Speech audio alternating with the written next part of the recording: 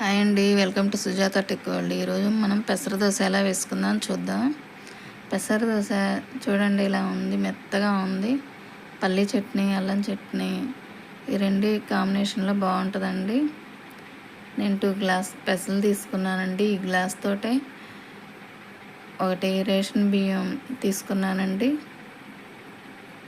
కొంచెం పచ్చిమిర్చి, ఉల్లిపాయ, కరివేపాకు, అల్లం తీసుకున్నాను. పెసలు రాత్రి నానబెట్టుకోవాలండి. ఒక నైట్ మొత్తం నానితేనే మెత్తగా ఉంటాయి, బాగుంటుంది.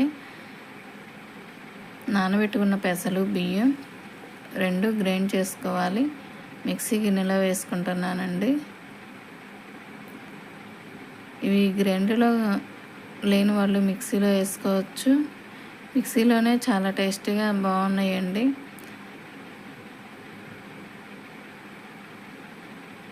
పచ్చిమిర్చి 4, ఒక ఉల్లిపాయ, కొంచెం అల్లం వేసాను. ఇవన్నీ వేసుకున్న తర్వాత గ్రైండ్ చేసుకోవాలి. గ్రైండ్ చేసుకునేటప్పుడు కొంచెం సరిపోయేన్ని వాటర్ వేసుకోవాలండి. మరీ మెత్తగా వేసుకోకూడదు, లైట్గా బరకగా ఉండేటట్టు చూసుకోవాలి.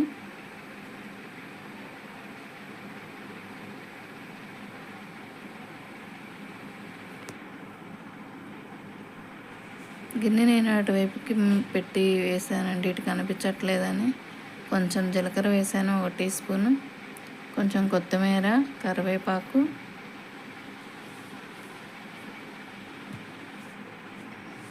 టేస్ట్కి సరిపడా సాల్ట్ వేసాను.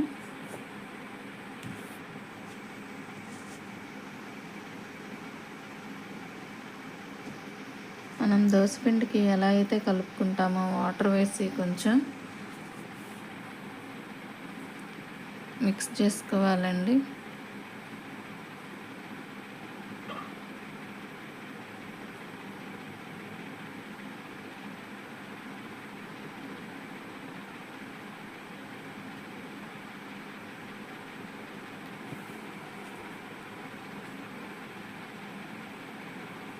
ఇలా ఉంటే సరిపోయిద్దండి పిండి.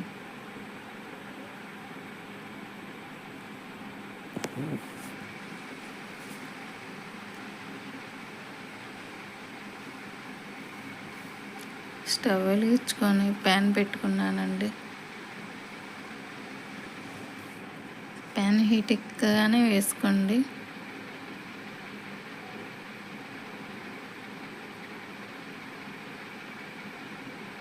బాగా పలచగా బాగా వస్తాయండి పెసర దోశలు.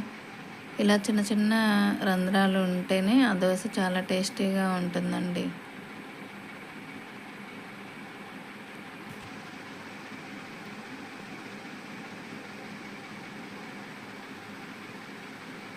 దోశ బాగా దోరగా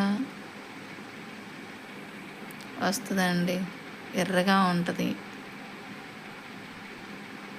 ఇలా మనకి పైన ఎర్రగా కనిపిస్తే సరిపోయిద్దండి. టర్న్ చేసుకొని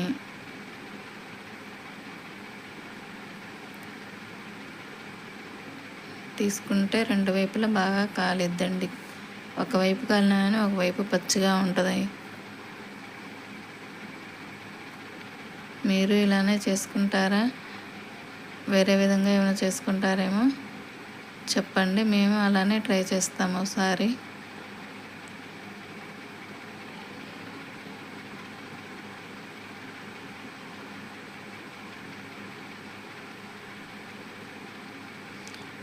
ఇవి చాలా తొందరగా, చాలా ఫాస్ట్గా అయిపోతాయండి, 5 మినిట్స్లోనే.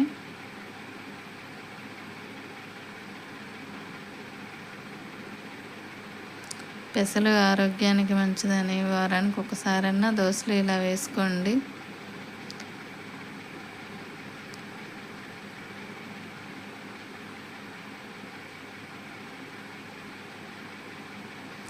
అయిపోయిందండి దోశ వేసుకోవటం.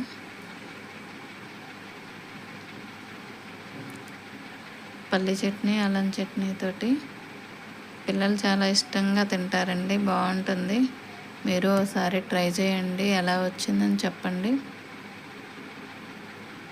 ప్లీజ్ అండి సబ్స్క్రైబ్ చేయండి.